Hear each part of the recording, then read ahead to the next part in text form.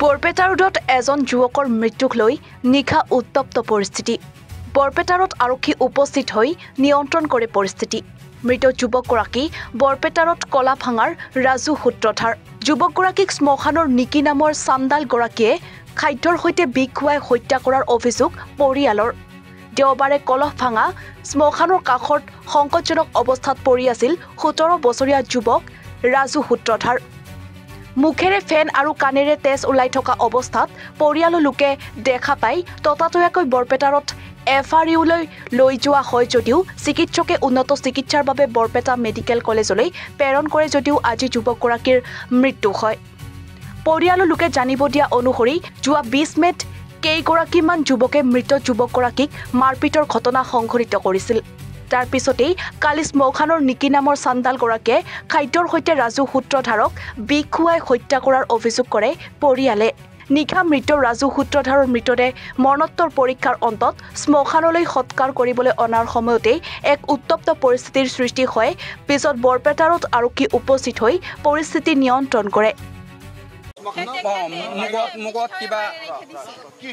রাজু সূত্রধর আমার ভাই 20 তারিখে নতুন বস্তি পূজা ছিল।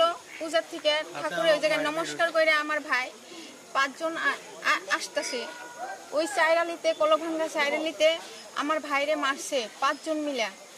একজন হইল মনস, এই যে শ্মশানপাড়া এই জায়গায় মনস, আরেকজন অজয় ঘুষালার পোলা, আরেকজন টিগলার, আর 2 জন আমি না জানি, আমি জানি না।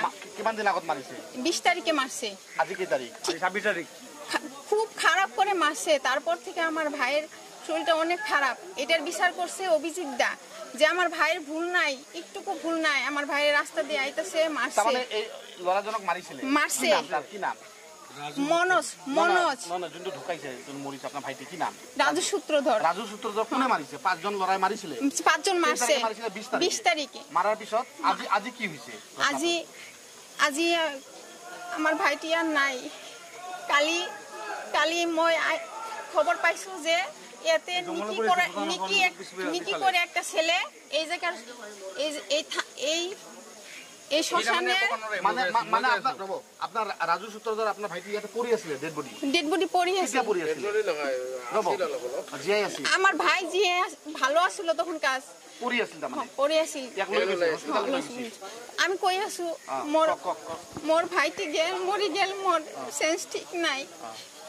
এই জায়গায় নিকি আছে, নিকি এই জায়গায় মানে পারমিশন না দিলে মোরা থানা ভিতরে যাইতেই দেয় না। ওর সাইন ছাড়া ভিতরে যাইতেই দেয় না নিকি।